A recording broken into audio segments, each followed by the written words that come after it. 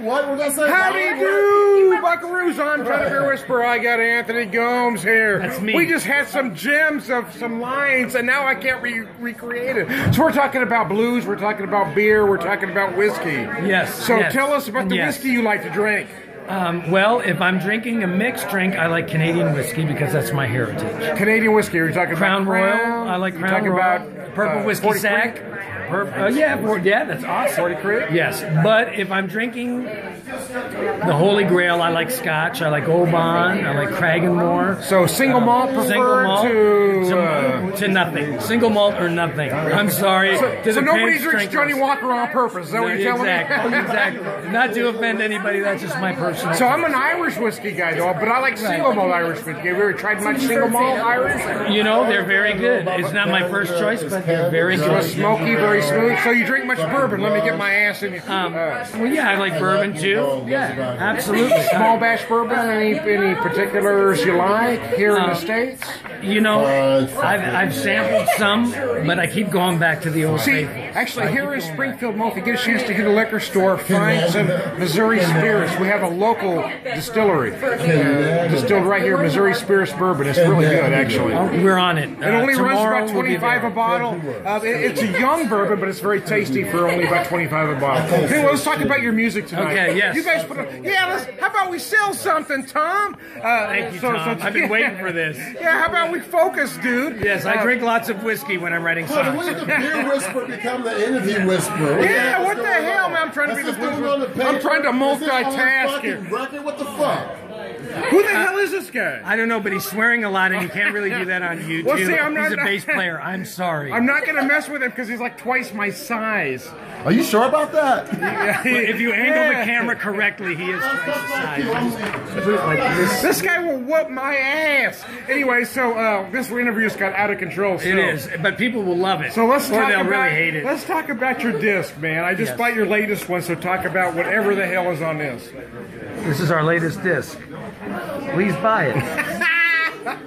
What it is, it's a Declaration of Independence. What it is that I believe in blues and I believe in rock and roll, and some people believe they can't mix, but I do. I love Deep Purple and Led Zeppelin. I love Muddy Waters and B.B. King. Here we go. And there's nothing wrong with putting them together. I know there's 3,000 blues police or Nazis or whatever term you want to call it that absolutely think that's the worst thing in the world, but I believe in progress. I have a smartphone, and I believe that blues and rock and roll can coexist because it's 2016, maybe 2017 when you're watching this. Well, most early rock and roll was based from blues artists. And Muddy Waters. Blues had a baby and called it rock and roll. The Yardbirds, John Mayall, these were all blues-based artists, right?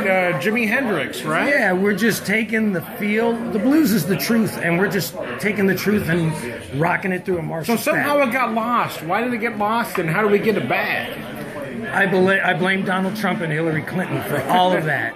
I mean, because they've been clogging the airwaves. How did everything become Nirvana and Creed? How do music get so depressing? How do we get back to just music?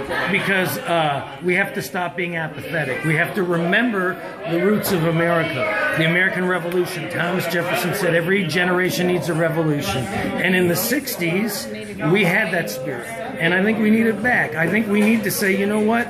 We want the truth. We don't want sugar-coated stuff. It seems like today music is polarized into lifestyles, into rap, R&B, and country. And both of those music celebrate a lifestyle. Either, you know, driving a tractor or living the thug life. And that's great, but I want music that takes me into another plane, that pushes my way of thinking. I want a Bohemian Rhapsody. I want somebody like John Lennon that says the war is over if you want it to be. But I don't think the powers that be really want us to have this kind of enlightenment by our music. But you know what? We're tired of bubblegum. It's time to get some filet mignon. And we may not be the filet mignon, but we're here to talk about it. So let's kick this party up. Do you think some of this because of shows like American Idol that just celebrate homogenous artists? They celebrate a lifestyle. They celebrate fame. They celebrate acceptance. Oh, will Simon be mad at me? Will he say nasty things? Oh, Steven Tyler loves everything I do. Oh, you know what? Who cares? Either you sing or you not. you're singing, you know, and it's like, and they have Jennifer Lopez as a judge. She's the worst singer ever. I'm sorry, she is the worst singer ever. Talented, sweet, good person, absolutely. Would I want her to be my next door neighbor? Yes. Do I want to hear her sing? No. I want to hear Adele sing.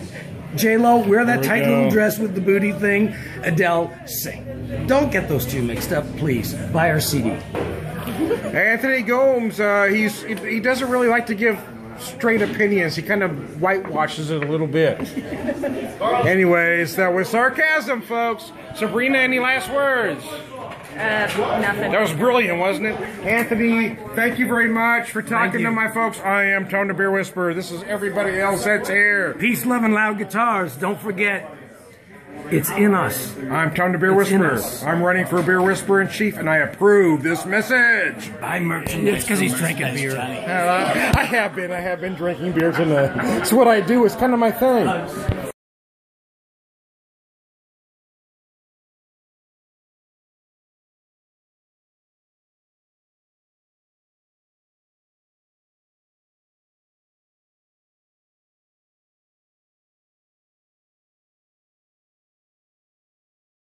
Well, howdy do, buckaroos. How the heck are you? This is Sunday morning right after the show. I thought I'd try to do a quick epilogue here to the video. Sorry, that you just watched. It was a great show last night, you know.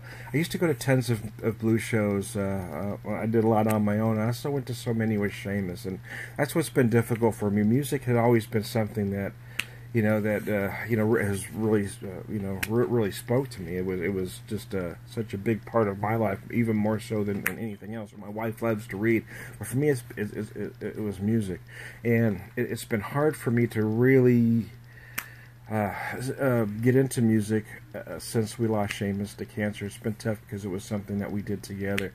I've been trying over the last 3.5 years to gradually get out there, but last night was the first time that I've been to a show that I didn't get sad and melancholy at some point. And I could feel him with me out there. You know, there was a point in the show when Anthony was really talking about music, similar to what he said during that interview, but it was, again, more animated. And I could feel Seamus just smiling at me during that moment, and I could feel him, I could feel his eyes roll as I got nuts during the interview, and I could feel him again smile when Anthony said what he said during that one point. So, anyways, it is difficult, just to go on day to day without him. But I am thankful that I am able to carry on, and that he's with me in everything I do, every thought I have. So I just want to thank folks. I want to thank Anthony and Sabrina for both talking to me at some point last night. I am Tom the Beer Whisperer. Thank you all for staying with me.